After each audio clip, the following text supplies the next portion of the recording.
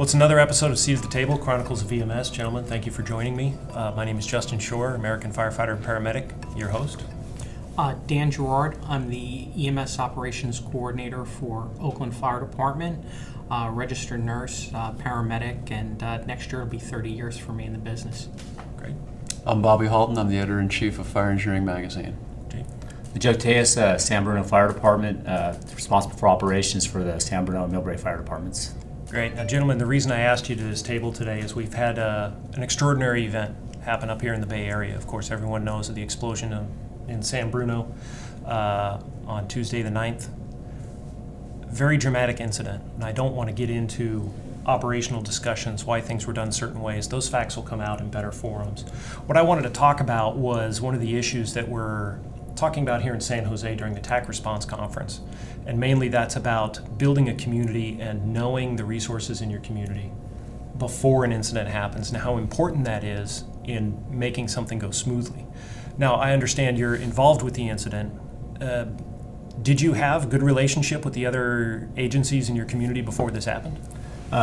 San Bruno specifically is a real small town as far as the Bay Area is concerned. There's only 40,000 people.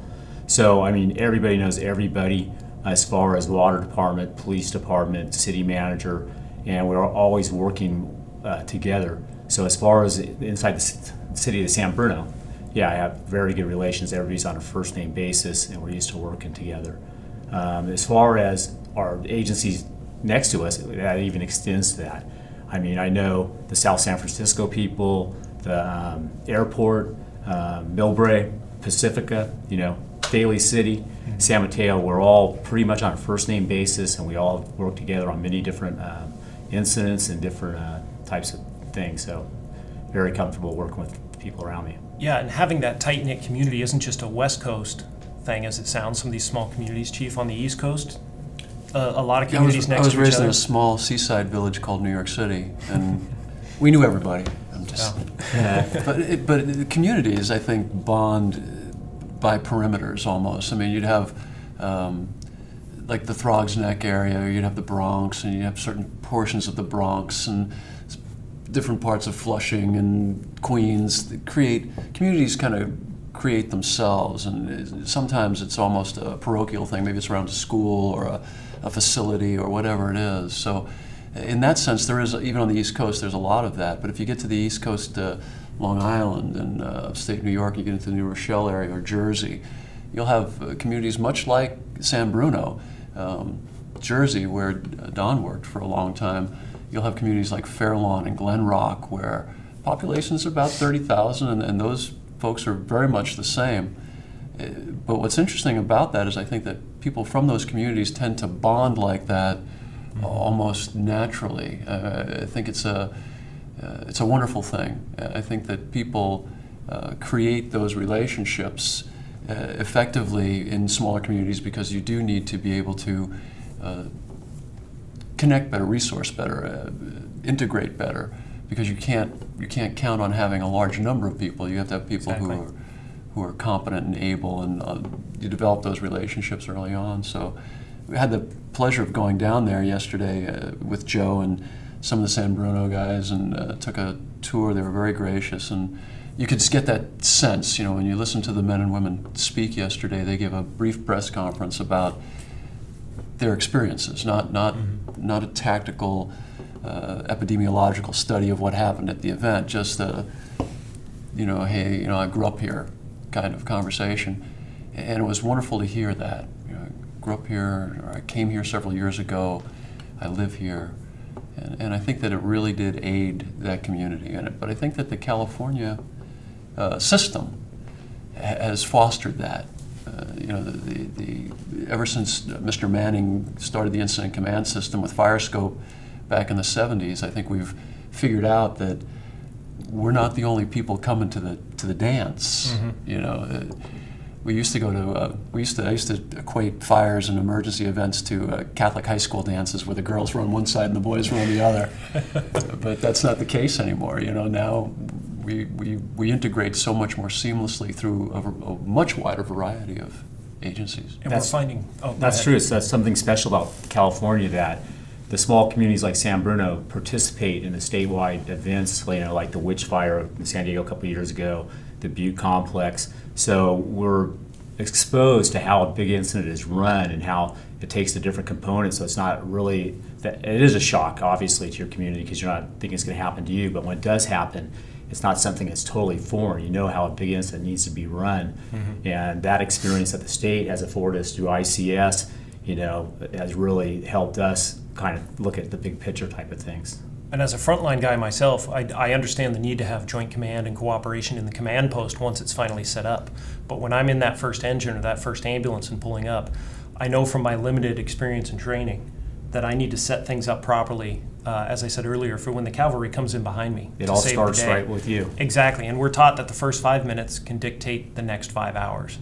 But we're never really told how that will work. And I think having a personal relationship and not only being able to recognize the police officer that's also responding, the ambulance crew, the truck company, the water department, but knowing them by name, possibly knowing them in a social circle, knowing the abilities of their organization can really help those first responders who are getting there really set things up very well. And from listening to the audio that was released of the first 4 minutes of this incident, you have water department, strike teams ordered, you've got air tenders on runway almost in the air, and 4 alarm assignments in the first 4 minutes. And all before any physical official command is set up. And just from an outsider and listening to this audio that was released, I picture those first responders having those relationships and knowing what law enforcement's going to do and knowing the abilities of the local ambulance company to really put together a strong incident from hitting the on-scene button. Yeah, to the credit of the San Mateo County Fire Service, our alarm plan is very in detail. I mean, it goes, the first alarm, 5 engines, 1 truck, 2 BCs, second alarm, 3 engines, 1 truck, 1 BC, and then you get the support with that. You get the incident dispatch team coming on the second alarm, you get breathing support. So our guys have been trained, they know what's coming, they know what they need. They know when they call a second and third alarm, they need to have a staging area. We just can't have everybody coming at once. We need to have it organized. So, I mean, not only a credit to, the chiefs who developed this and have the foresight to see this, but also to the training officers who train our guys on this. They just do an incredible job. Put them in situations. I mean, they go to training, and it's not, hey, you're going to the hazmat drill, or hey, you're going to pull a line today. They go to the drill sometimes, and they don't know what's going to happen. And they say, hey, report to this address, and they come, and and they have to improvise. And Developing scenario. I think it's a good way to train people. But I mean, it's one of the great things about California is the depth of the community. The other thing, though, is that unfortunately you get a lot of practice. Wildfire season comes, and your guys are going to get deployed somewhere, and they're going to be out on the fire line. And it's sort of like when you look at what happens, let's say down in Florida, hurricane season's coming. Those guys have really robust incident management teams, and they're responding to a different sort of incident. But unfortunately, they get a lot of practice. And the guys in California are really, really good. But again, it's because of that fact, that they get a lot of practice. And Dan, I think we learned a lot of lessons from the Oakland fires, the Oakland Hills fire years ago, as far as being able to work with your neighbors, and knowing what they have and making sure that your equipment's compatible with them. Because we had the same issues on the peninsula with San Francisco and some of our neighbors, large diameter versus 3-inch and stuff. And we addressed all those issues. And if we hadn't addressed those issues, it would have been, made that incident a lot more difficult. And you bring up a good point earlier about the training. One of the folks listening in our chat room here on our laptop that has a seat at the table, he's writing from England. He's saying, how can we keep this understanding to be a core of what we do, and that being proactive and keeping in our training. It seems that when an incident happens, for a couple of months afterwards, everyone's real gung-ho and willing to work as a team, and then our old ways start to kick back in. How can we keep everybody excited about working together? Well, it's funny that you bring up training. A couple of years ago, I don't know if you remember when they redeveloped the EMT curriculum, and they stripped a lot of core components out of it. And we just had gotten hazmat, ICS, and some key components added to the EMT curriculum. Then they redid the EMT curriculum, and they stripped that back out. And when we come back to look at these curriculum, these educational components, I mean, I can't think of a fire department in the state of California that at the very least doesn't hire a basic EMT, that doesn't hire a paramedic. We should insist that these core competencies are included in the class, because this way, when they come into your agency, regardless if it's Oakland Fire or San Bruno or whatever agency, it's not like they're hearing it for the first time. They might spend the first part of their career as a basic EMT working for a mom and pop ambulance that's doing interfacility transport, or they may never ever really hear about ICS. They may never really have the opportunity to train on it. We have to give it to them. We have to get them right when they're on the tree. Pick that fruit right when it's fresh. Because, when it hits the ground, it starts to rot a little bit. Sometimes it's, hard to penetrate. So going back and looking at our educational standards, I mean, think about firefighter education. Show me a fire program at a community college in the state of California that doesn't have ICS. You'll have it. Well, and I think it's an interesting question. Mark was who asked the question? Yes. I think Mark asked an interesting question, and I think that, and I find it a bit puzzling, because I think that the San Bruno guy, I know the San Bruno guys had been preparing, had been developing these relationships almost intuitively, almost naturally.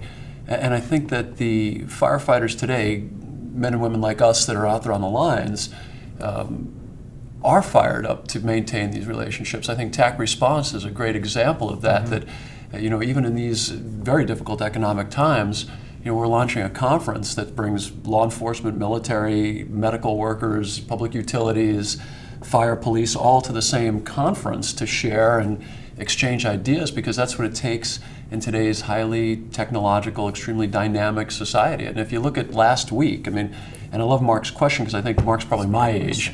The older guys, we used to have to get fired up. But last week we had the crazed gunman at the Discovery Channel who wanted to kill people because he didn't want us to have babies anymore. And I hate to tell him, but that's an activity that's going to be harder to stop than one guy with a rifle. Many church leaders have been trying for years unsuccessfully. Yeah. Then we had the conflagration in Detroit, which is an inner city conflagration where 85 homes were consumed, and utility workers, postal workers, people from grocery stores, law enforcement, fire, everyone came together in that community to try to preserve, and contain that event. We go to Boulder, Colorado, 120 some odd homes destroyed, including 6 firefighters tragically lost their homes. But that whole community comes together with the military and people from the air base helping out at that particular event. And again, fire, law enforcement, EMS, the whole everyone at the table comes. The seat at the table is the community. The table's the community, and everyone has a seat. And when dinner's served, sometimes it's steak and sometimes it's goulash. So we had that, and then we had the San Bruno. So just looking at the week, you could pull the newspaper, you could pull up any website, and you could say, guys and gals, what do you want to talk about? Let's pretend that happened here. What would we do? We've only got 2 stations, and we've only got 12 guys on duty or whatever, and maybe 8 or 10 cops to help us. If we had 14 or 15 homes go up simultaneously, what would be the first 2 things or 3 things we'd want to get done or ask for? Mm-hmm. And I loved how you opened it, Justin, just a wonderful way that you said, the tactics and the task level stuff, because the first 5 minutes does dictate the next 5 hours. The first 5 minutes either makes you a byline or a headline. Exactly. And doing your task level stuff proficiently and effectively allows the command level people to come in and develop the tactical envelope, if you will, because the strategy is predetermined almost in many ways, especially at that event. It was evacuate and try to contain, and most of the officers there, you could tell, understood that. But the tactics had to be supported, and I think that's the beauty of young men like you, especially young leaders in the fire service and EMS today and law enforcement, is that you understand the dynamic complexity of society, and you don't take it for granted. You don't for 1 minute assume that you can do anything alone, because we can't. I mean, if we hadn't had great police officers close down San Mateo Boulevard, they couldn't have laid that line. You know, the evacuation, you hear a very heroic story of a police sergeant who, in the midst of all his other duties, grabs a citizen and brings him over to a firefighter who was off duty, who brings him to a medic who also off duty, to a doctor also, you know, just home or in the neighborhood. Stories like that are American stories, and I love the fact that you identify yourself as an American firefighter. And I think that, you know, the seat at the table is kind of an acronym, if you will, for the community, and you know, we all have a seat, and even guys like me, old, retired, I'm not a player anymore, but we can still help facilitate conversation and share the things we learned. You know, they say experience has is a great teacher, and it is. Unfortunately, most of your experience comes from making pretty tremendous mistakes.